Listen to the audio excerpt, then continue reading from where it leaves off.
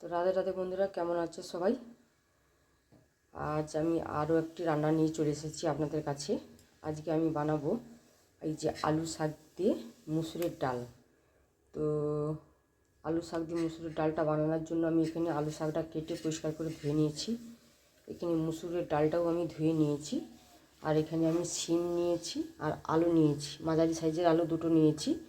আর এখানে দেখুন আমার কাছে ভুটি সিম ছিল, তাই আমি ভুটি সিম নিলাম। তো আপনাদের কাছে যেরকম সিম থাকবে সেরকমই নেবেন। তো এখানে একটা ছোটো পেঁয়াজ কুচিয়ে নিয়েছি।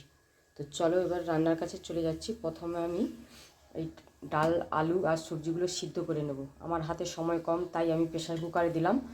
আপনাদের হাতে সময় থাকলে আপনারা কড়াই করে সিদ্ধটা করে নেবেন। তো প্রেসার কুকারের মধ্যে একে একে সব সবজিগুলো আমি দিয়ে দিচ্ছি।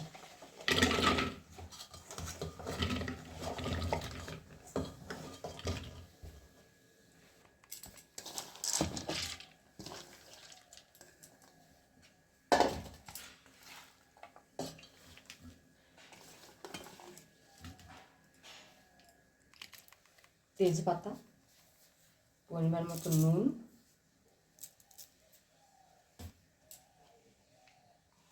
হলুদ, জল। তো এবার আমি ঢাকনা লাগিয়ে দিচ্ছি। আপনাদের সবজির পরিমাণ দেখে আপনারা জলটা দিবেন। আমি 3টা সিটি দিয়ে দেব। তো ডালটা আমি নামিয়ে নিয়ে চলেছি। এবার একটা ডাল কুটুনি নিয়েছি, ডাল কুটুনি নিয়ে একটু ডালটা ঘাটিয়ে দিচ্ছি।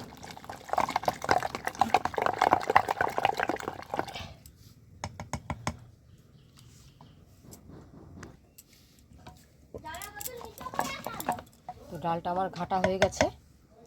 এবার আমি এখানে নিয়ে নিয়েছি একটা পেঁয়াজ, টমেটো আর ধনেপাতা। এবারে রান্নার কাছে আমি চলে যাচ্ছি।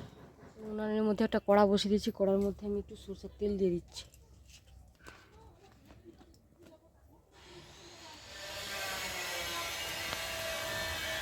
তেলটা গরম হয়েছে, এর মধ্যে 5 ফোড়ন আর শুকনো লঙ্কা দিয়ে দিচ্ছি।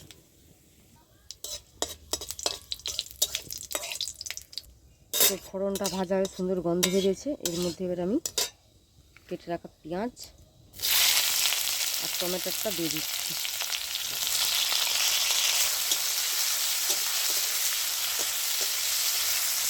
একটু নুন দিয়ে দিচ্ছি টমেটোটা, তাহলে তাড়াতাড়ি গলে যাবে। তো টমেটো আর পেঁয়াজটা ভালো করে কষানো হয়ে গেছে। এর মধ্যে এবার আমি সেদ্ধ করে রাখা ডালটা দিয়ে দিচ্ছি।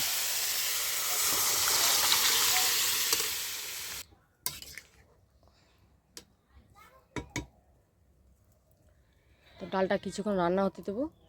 কিছুক্ষণ রান্না হয়ে গেলেই, ডালটা আমার রেডি হয়ে গেলে নামিয়ে নেব আমি। তো ডালটা ফুটে উঠেছে। এবার আমি কুচিয়ে রাখা ধনেপাতাটা দিয়ে দিচ্ছি।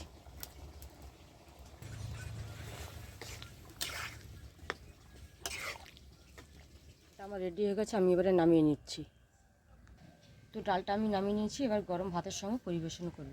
তো আলু শাকের আপনারা তরকারি খেয়েছেন, চচ্চড়ি খেয়েছেন, অনেক কিছুই তো রান্না করে খেয়েছেন। এইভাবে ডাল রান্না করে খেয়ে দেখবেন, আর কেমন লাগে আমাকে অবশ্যই কমেন্ট করে জানাবেন। আর আমার রান্নাটা যদি ভালো লাগে, আমার চ্যানেলটি সাবস্ক্রাইব করে আমার পাশে থাকবেন।